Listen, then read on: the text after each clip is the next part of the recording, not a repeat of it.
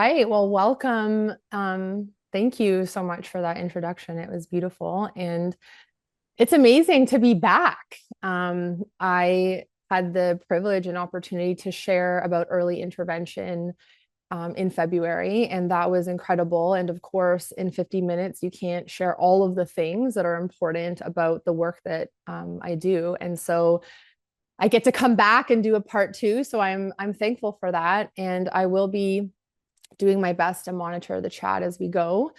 And also, if I miss something, I have some folks helping me with that because sometimes my brain gets focused, and there we are. So, welcome. And I don't take it lightly that you're sharing your lunch hour with me. And the whole purpose of our session today is really simple. If you take anything from today, I hope it's that you remember and that you hear me say, you cannot think yourself into a regulated state. And so regulation is the new resilience. I believe that to be true. And if thinking was enough, all of our frontline workers, all of our healthcare humans, all of our first responders would be the most regulated humans alive. But the nervous system does not respond to logic. It responds to charge. And so I want to just start by sharing when I'm talking about charge today, it might be a term that maybe you're not familiar with, but when I'm speaking about charge, I'm talking about activation. Some of my emergency people might say adrenaline. So I want you to think about when the system gets amped up, we're going to call that charge. Okay. Give me a 1 if that feels good for you. And this is a term that when I start to explain EMDR, it's going to make sense, but I want to make sure that you're with me just with that term of what is charge. So resilience isn't built by more willpower. It's built by processing the charge so that our nervous system can come back to baseline. And that is the foundation of EMDR and our shift method.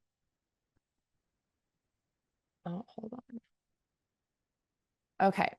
So how I want to start us today is that for years, we have been fighting burnout with solutions that only speak to half of our brain, the logical side of our brain, which is the left side. Okay.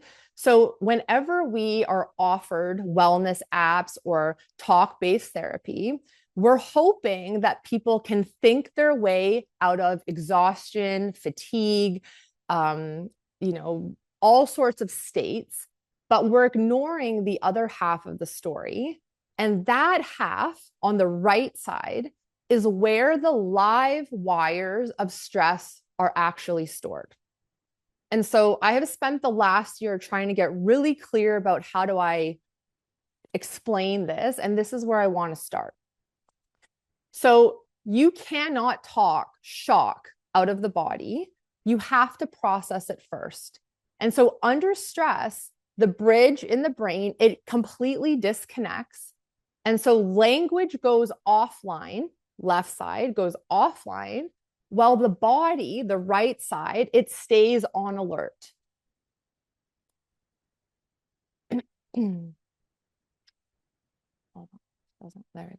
Okay, so I love to share this. My incredible interns from Adler University have been working with me for a couple of months, and they've helped me really be able to pull things from the research. And this is from the World Health Organization. And it's super important because the World Health Organization has identified EMDR as one of the most evidence-based treatments for trauma and PTSD. Now you can see where I've highlighted this in this specific article, which when you get my slides after the presentation, we've linked this article in the slides. So in this highlighted section, the World Health Organization states that the psychological interventions with the most evidence for PTSD are cognitive behavioral therapy with a trauma focus and EMDR. Now, this matters because today we're not talking about something that's new or a wellness app or anything like that. We're talking about a globally recognized science-backed intervention that is already being used in hospitals, clinics, and humanitarian responses all over the world. And so the reason that it works is the same reason that I opened with the key message, is that you cannot think yourself into regulation. So how do we reconnect the brain and get to those live wires? And the answer lies in the science, and it has been proven for decades. And as I mentioned, my incredible interns, they have helped me with a video that I want to take a moment to show you, because we have created some visuals to help explain this a little bit further. And if you want to read the definition of EMDR, it stands for eye movement desensitization and reprocessing. And I'm not going to read that out loud because I want to share this video and we'll come back to it. So here we go. What is EMDR? It stands for eye movement desensitization and reprocessing. What's really incredible is that our brain is wired for survival. It's designed to keep us safe. The brain is organized in two hemispheres, right brain, left brain. The right side of the brain is the side of the brain that holds all experiences that are connected into the nervous system. Now, the left side of the brain is the logic side of the brain. This is the side of the brain that most of us have spent most of our life trying to outthink and outtalk problems. When we experience a stressful or traumatic incident, the experience gets imprinted into the right side of the brain. What EMDR does is it helps to bring the stuck imprints from the right side of the brain and it moves it to the left side of the brain. When that happens, all of a sudden the brain is able to see the picture more clearly. So what once was a puzzle piece stuck, looping time after time after time, it moves it from right to left, and all of a sudden we can see the whole picture. Now, what's incredible about EMDR is that the bilateral tapping also is what desensitizes the nervous system. So when people come into a session and they feel a lot of charge, they might feel anxiety, they might feel panic, they might feel overwhelmed. The body is feeling it because it's stuck in the right side. And every single time we do a set, the body starts to lower its charge. Most people come into a session on a 10 out of 10, and by the end of the session are able to drop their charge down to a 0.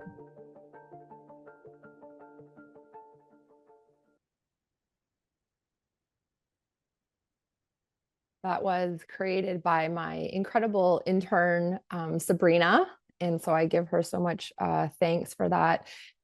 I just want to ask everyone, if you're with me and you're following what I've offered so far, if you can just put a 1 in the chat, it makes sense, and we're good and we're ready to keep going.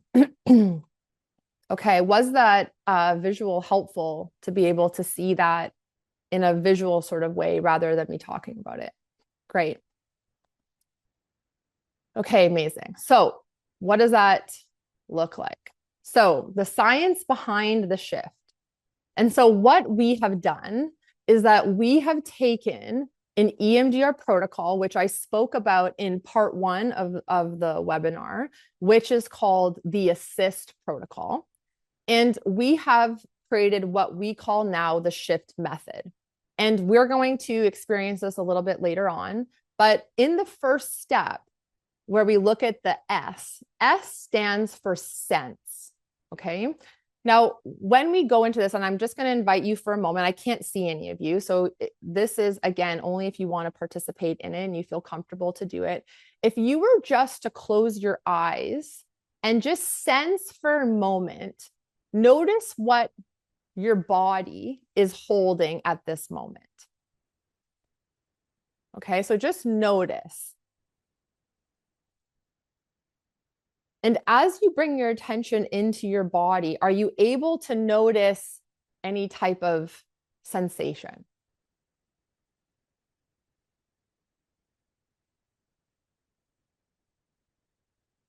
And then I want you to come back. So this is not going to be our demo, but I just wanted to go in.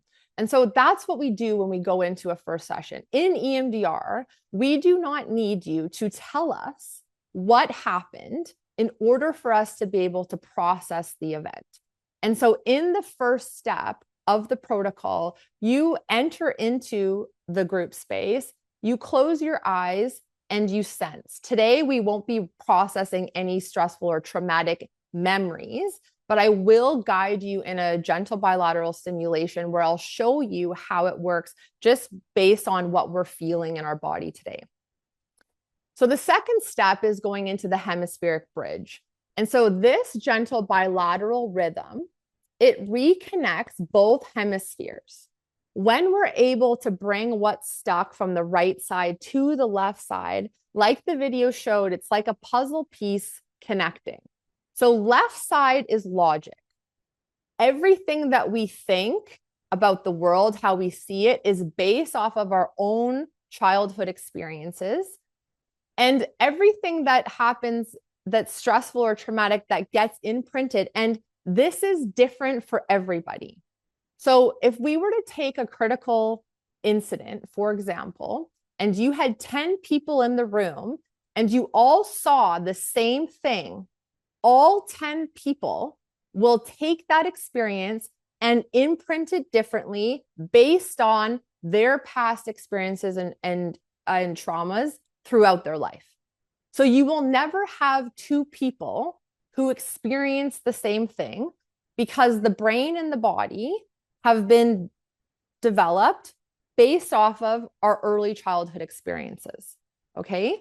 And so that's why when we bring people into a room and run critical incident interventions, where CISMs, there's, all sorts of names, when we bring people to talk about an experience, what will happen is we light up that neural network on the right side. And what it does is signal danger to the body. Okay. So after we have selected our moment, our eyes are closed and we begin tapping, what happens is that the brain is able to bring the stuck imprint from the right to the left. Once we do that, the system slowly starts to release. Okay.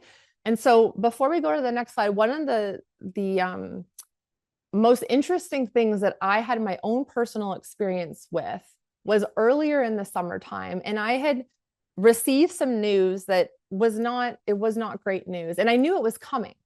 And what was really interesting about it is that because I knew I was about to receive some bad news that I knew was going to be shocking, I sort of allowed myself to be really present with the experience of it.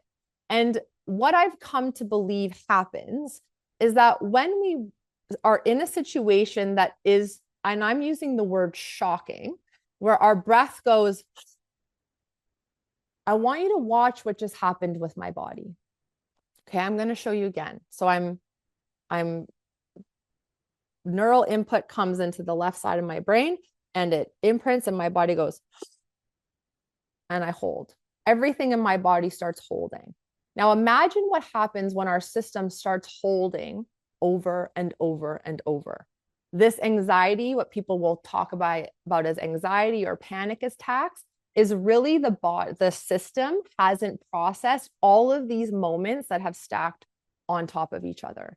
So after we allow an experience to integrate, we move to the flow state, which is allowing energy to move more flow through our body, which then allows us to transform that experience. That is resiliency. Okay. Resiliency is not, don't think about that experience so that I can show up to work tomorrow.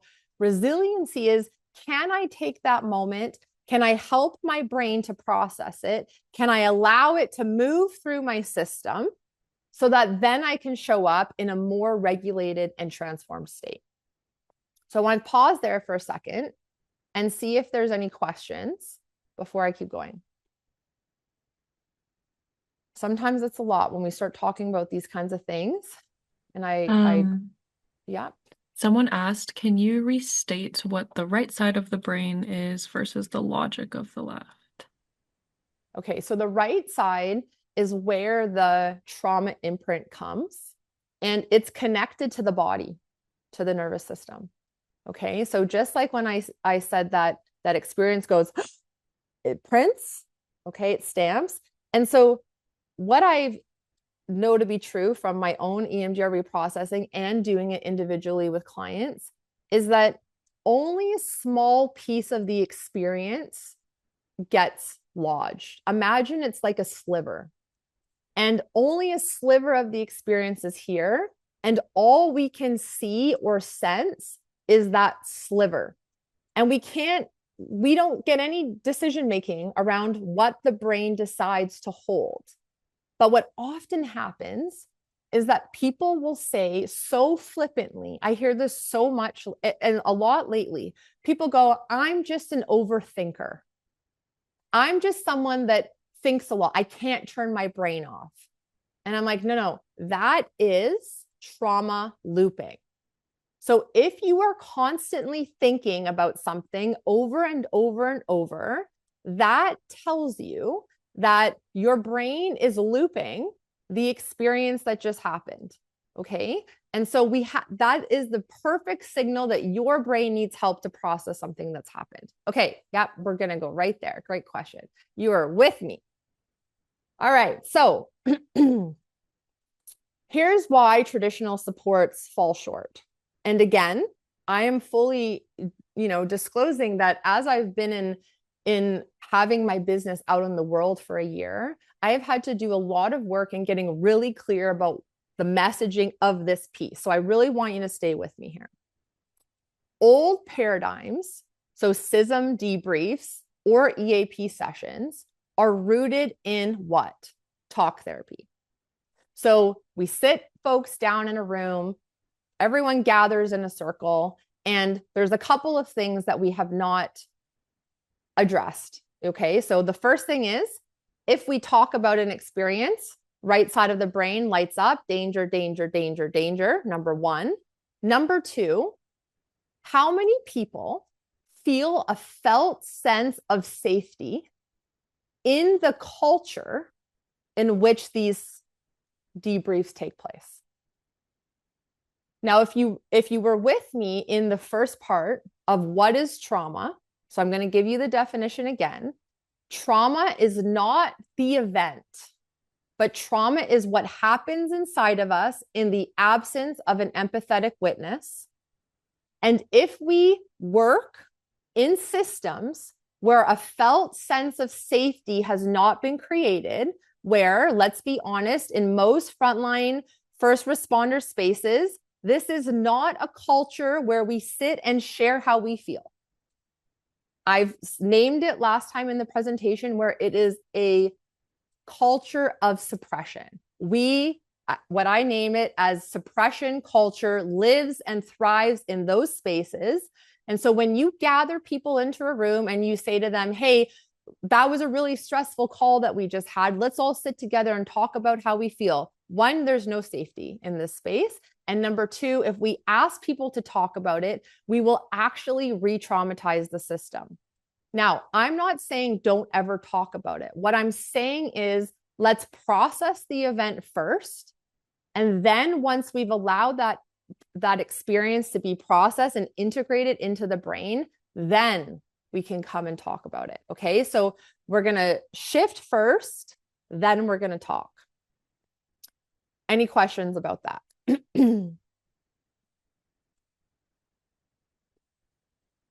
Because this is going to be very much, a lot of systems and a lot of places still do SISM debriefs and EAP services that people are doing talk therapy. Someone did ask, with the shift method, does the mind need to focus on the traumatic memory? Okay. So what happens is that, again, our logic brain goes, that was so traumatic. I don't want to go back and think about it.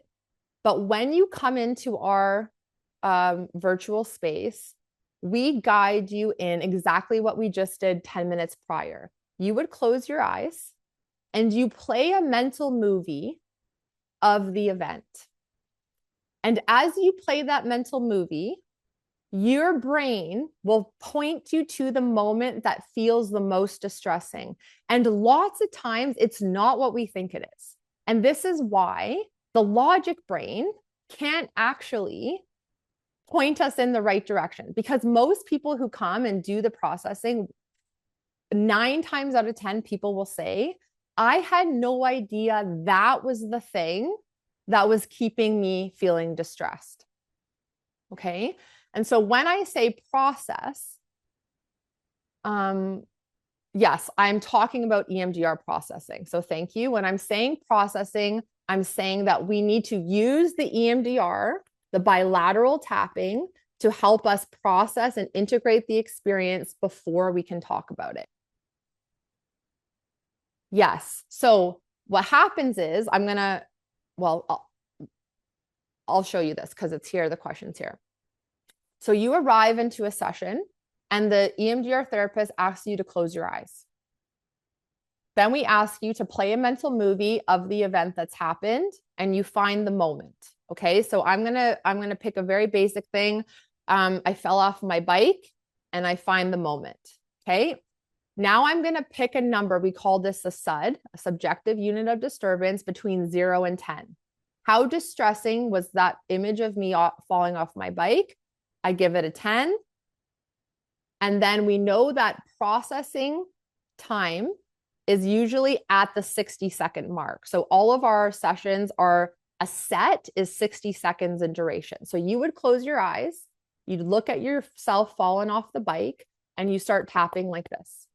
And now your brain is going to start offering you all the other things that it needs you to see. And again, as the therapist, we don't need to know what this is. After 60 seconds, the therapist asks you to rest. You take a deep breath in, you blow, and then you go back and look at the image of you falling off your bike. Now it's like a 6. It doesn't feel as strong. My system doesn't feel as dysregulated. I go back and look at that target again and I tap again. And so that's what you're doing in a 50-minute session. Every set that you do, you're helping your brain to decrease the charge or intensity that the brain once saw that event to be. And we'll get there. So this is part of the hard truth of what I've been, at the top of the mountain trying to, get anyone to listen to hear me, is that science shows us that when the nervous system is still carrying the live charge, talking about the event does not release it. Okay, it does not release it. The body relives it.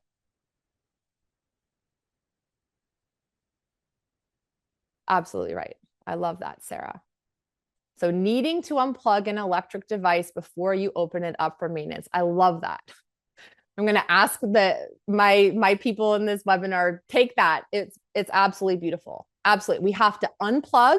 And so when you unplug and come into a session, and then we look at what's here, we help to organize the brain, right to left, right to left, right to left. You finish a 50-minute session, and now you're able to go back and plug back into your day. And so retelling, as I said before, lights up the same neural networks as the original event. So remember, right side brain goes, danger, danger, danger. Many people will come into sessions with me who have done a lot of talk therapy. And I'm not saying talk therapy is bad. I'm a therapist. So I'm fully not saying that people should not do therapy. But when something is traumatic, if they go into a session and talk about that event, their system can actually start flooding and be activated. Lots of times, because we've grown up in suppression culture, you will not be able to always notice that somebody's internal system is actually really activated. Because why? Most of us have had to learn how to suppress it and look like we're perfectly fine, even though we're feeling distress. Okay. And in my last webinar, we talked about dissociation. So I want to just speak to this quickly here, is that what happens over time is that if we're in situations where we have to talk about something and the brain's going danger, danger, danger, eventually the brain says, this is too much. I need to disconnect from my body in order to continue to go to work. Okay. Now, for anyone that knows my story, I often share the story of my own sport experience of being a 10-year-old and learning from a very young age to disconnect from my body. And this disconnection from our body is survival. But the problem with living in survival is that when it gets to the point where we're completely disconnected, and now we've learned to, our brain has helped us disconnect from what we're feeling, what happens now? Well, now the body's still vibrating and our brain's trying hard not to think about it. And this is where substances come in. This is where we reach for all sorts of things to help numb this charge. That's what we're doing, is we're seeking relief from charge. Okay. And I have here, I've put some links in the handouts so that there's more reading that you can do talking about this. Okay, so I want to tell you the history because it's really fascinating. And after my last webinar, people were like, can you tell us more about EMDR? So this is what I'm going to share. This is Dr. Francine Shapiro.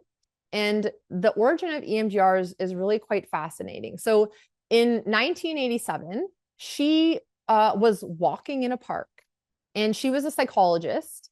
And as she was walking, she was wrestling with her own distressing thoughts. And you know, most of us can relate to this where we've had a hard day and we decide we're just going to go for a walk. But then she noticed something strange.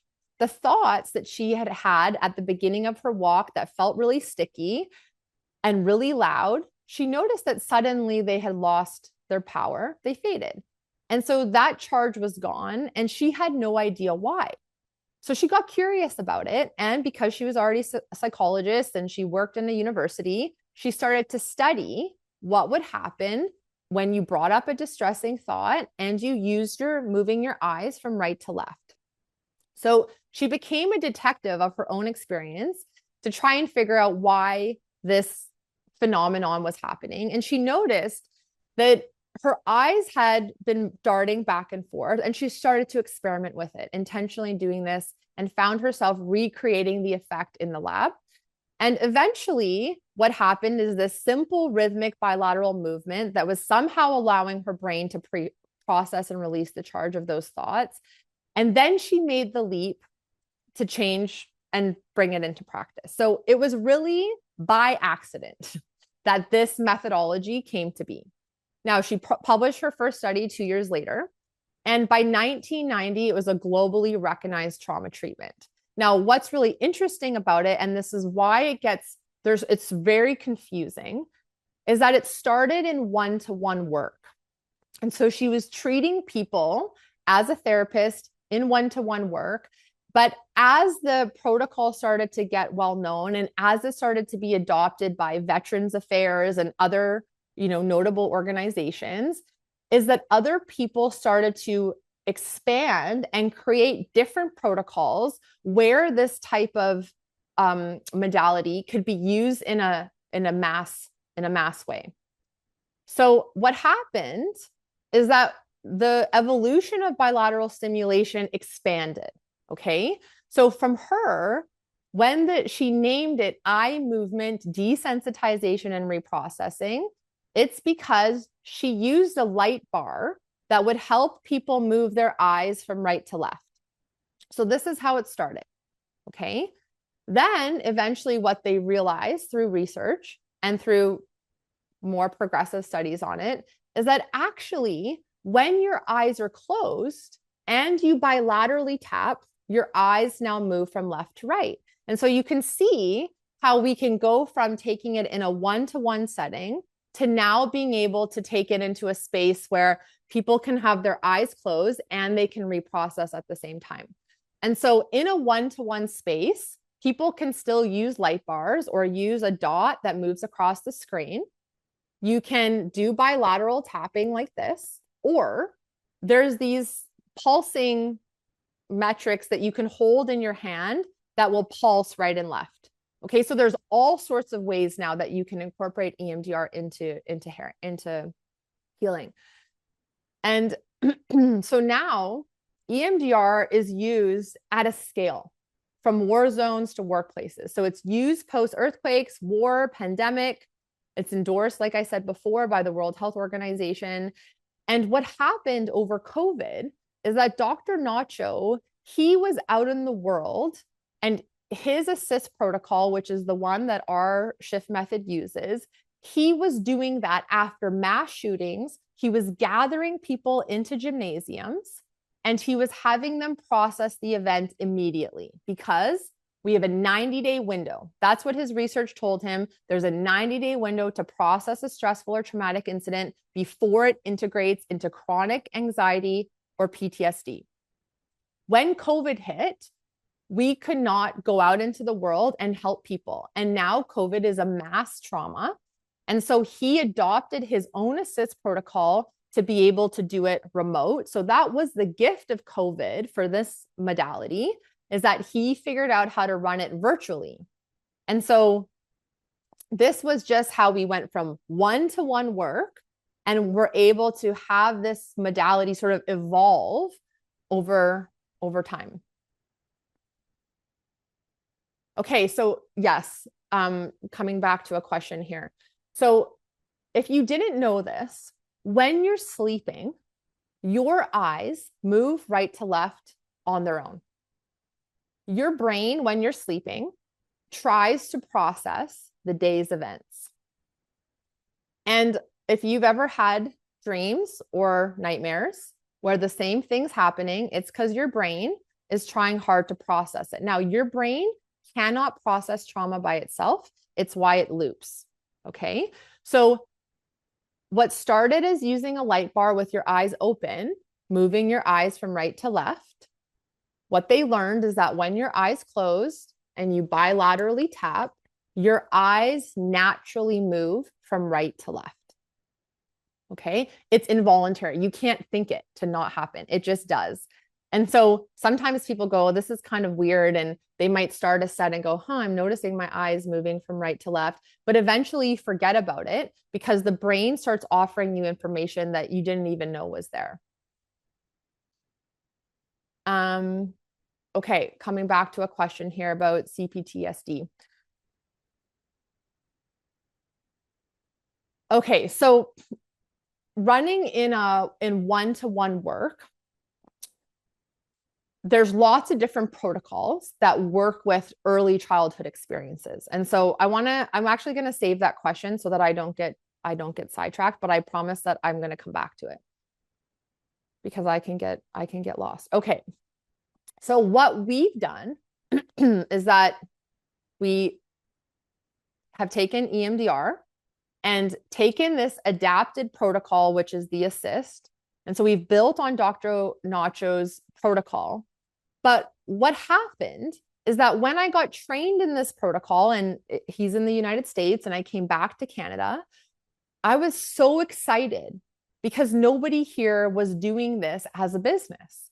And so when I started to share it with my clients who, I work in two sectors in elite sport and also with my first responders folks, lots of men that are in my practice. And they all said to me, I'm not coming if people can see me. Now, remember what I said earlier about being in situations where the sense of safety is not felt. And so one of my clients said to me, can you make it anonymous? And I was like, anonymous. Now, I'm a person who grew up following the lines. I got trained in this protocol. It's supposed to look like this. We have to run it like this. And the more I kept hearing it, the more I thought, okay, this is what people are saying. These systems have not historically been able to create safety, and it's not their fault because this is a generational thing, right? If you have been brought up in a system where your emotions have been suppressed, it gets passed down and passed down and passed down. So I'm not saying that, our police departments are failing their people because they want to. What I'm saying is that you don't know what you don't know. And if you have not had a space that has been safe for you to share and be open, then you're not going to know the first thing about being able to offer that to any of the people in the room. Okay. And so I'm not taking a position where I'm pointing fingers at anybody. But what I'm saying is that because we have recognized that most systems and organizations don't know how to do this because they're not therapists, like, let's be honest, they're not therapists. And so in our platform, we found a way to be able to offer this protocol anonymously. And when we put it out into the world and we started to run these sessions, people started showing up. Why? Because they didn't have to tell us why they were there, because they felt something about it, whether it was shame or embarrassment or whatever it might be. And two, that they didn't have to fear other people see them be vulnerable. And so automatically it disarmed the system. It disarmed them from just being able to come into the space and process what happened. Let me just say this. So processing equals recovery. This is how we build resiliency. Okay. It's not by all of these really great headspace apps and Calm, like all of these are great and they're great and they are not getting to the root of the problem. And so they will work in the moment that we're sitting there hearing all this beautiful stuff. And then the moment we take it out and we go back into the world, that charge is still alive and well. And so we need to be able to help the brain reconnect before it feels safe to return. Okay. So this is also a stat, if you weren't there for the beginning, is that early intervention reduces PTSD symptoms by up to 50%. And so in Shift Change, we offer daily sessions. And as we are continuing to onboard organizations, that will increase in how many sessions we're able to offer every day. There's two ways to access us. The first one is that if you want to run a session, and this is what we have found to be super impactful, is that if you are a leader of an organization and you want people to experience what it's like, email me and ask me to run a session for your people. I'm happy to do that because here's the truth. I can tell you all day long what it's going to be, but until you actually experience it for yourself, you're not going to know.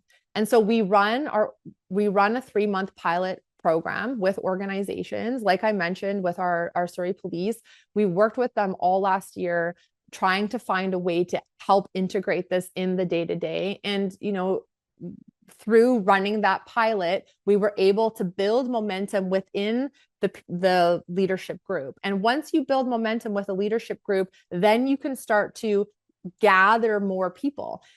For most of you might not know this, but the utilization rates of most EAP programs are less than 10%. And so I'm happy to, at the end of, let me just share this in the chat. What you can do is, here is our website, and on there you can contact us.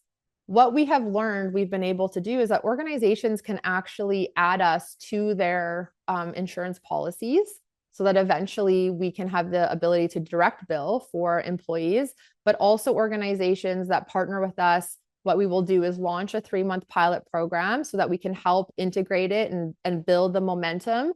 And then from there, we will recommend what the organization might need in order to be able to have this reach more people.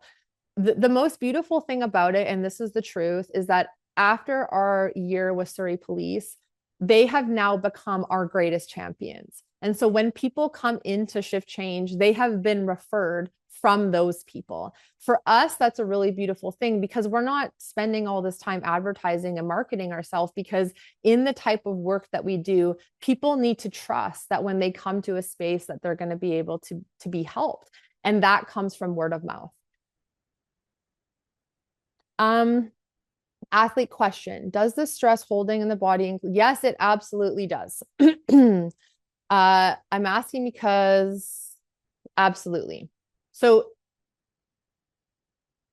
your body trauma, when you are an athlete and you experience an injury, that is trauma. Your body is holding the memory of that event in your body. And so what's really fascinating, and we're running out of time, so see, I could do these all day long, is that when we experience a stressful or traumatic incident, a seed plants. When that seed plants and it doesn't get processed, it develops a channel of association. So your brain remembers that incident of that injury, and it's now in the part of your body. I can't tell you how many athletes I've reprocessed after an injury, that after we've been able to process it, the body's allowed itself to repair. Part of it is that the brain's still holding it because it still feels there's danger there. And so lots of times people will spend thousands and thousands of dollars trying to go to physio and massage and all the things. The body is holding the memory. Once you help the brain to process that experience, the body will eventually let go.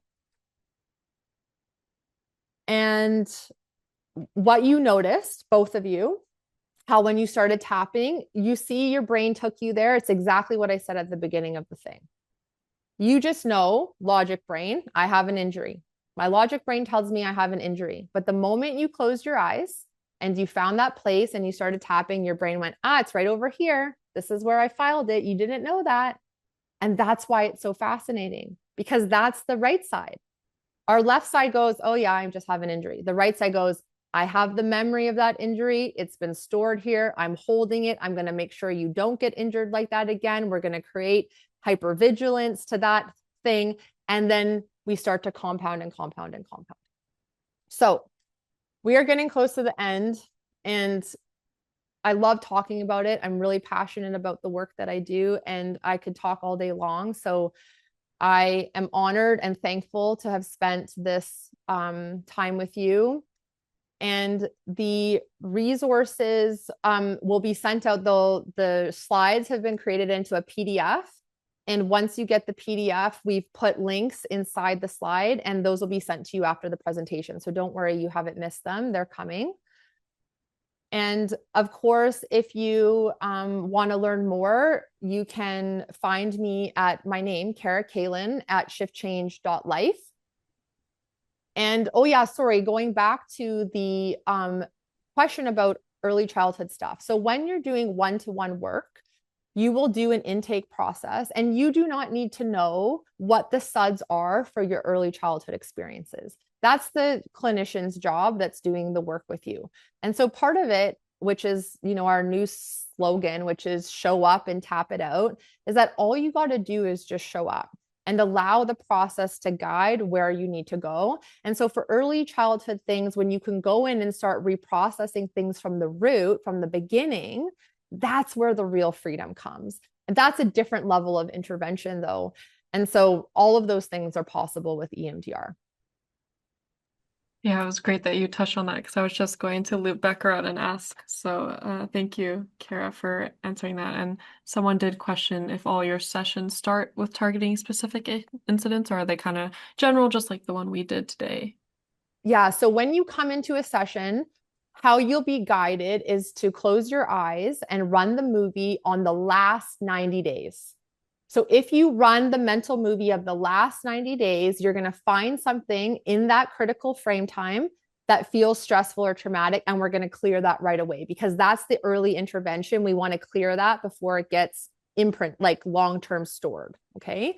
Now, for anything older, there's a different EMDR intervention for that. Maybe that's like part 3, but there's a different intervention for that. And so EMDR has many different protocols to treat the whole plethora of things. What Shift Change is doing right now in the world is really targeting early intervention, that we have got to start somewhere. And so we're going to target that 90-day window. And once we can attend to that and people's systems feel like, oh, this feels pretty good, I actually feel better, oftentimes it opens the door for deeper work.